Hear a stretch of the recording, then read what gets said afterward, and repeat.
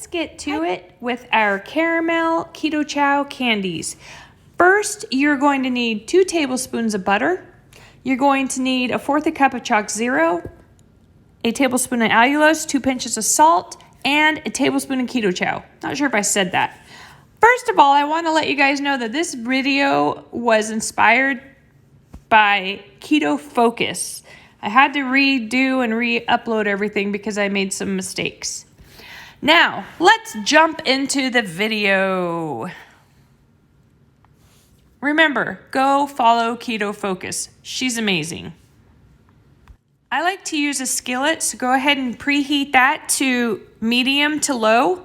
As you can see, my pan was a little bit hot, so I had to turn the temperature down a little bit. But you're going to start with your 2 tablespoons of butter. And immediately you want to add your allulose and your salt. That is 1 tablespoon allulose, 2 pinches of salt.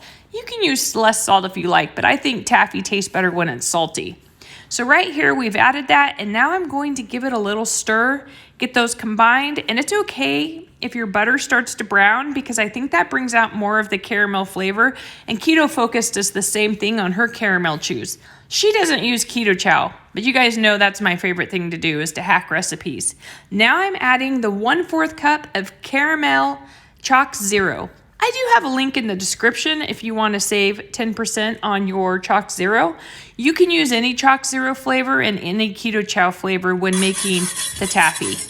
So these are mixing well and very warm, as you can see, so I remove them from the heat and I'm trying to get everything combined nicely. It's still bubbling.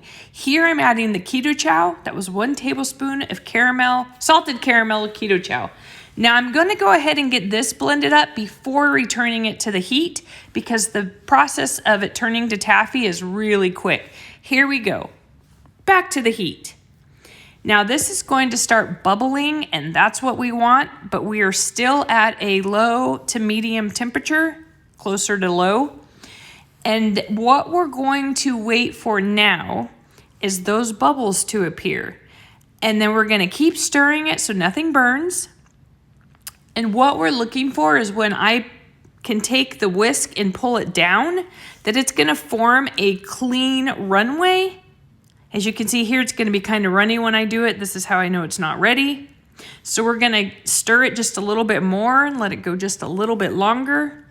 I believe KetoFocus says that hers kind of gets a little frothy on top, and that is correct. But the moment that happens, you want to take it off the heat if you're going for caramels or soft taffy. As you can see, mine's getting really close. So I'm going to go ahead and keep stirring it to prevent it from burning. And right here, you're going to see the consistency change. Right there, did you see that? And we're going to pull it right off the heat. ASAP. And we're going to go over to our parchment paper and we're going to quickly just pour a line that you could easily cut with a pizza cutter or knife. Or if you have candy molds, that's so much prettier. Use candy molds. Mine are on the way from Amazon. And that's it. You're done. Now here I'm showing you a hack to clean those ingredients out of your pan. I sprayed some Dawn dish soap in there, added a little bit of water. It's going back on the stove. I'm going to bring it to a boil. Let it boil for about a minute. Don't let it boil over. And you can literally just rinse your pan out afterwards and it's done. Here are my caramels that are actually already starting to cool. As you can see, they're not dripping off the paper, the parchment paper anymore. Here is the ones I made this morning. Mind you, my house is cold, but look at, they're still bendable, moldable.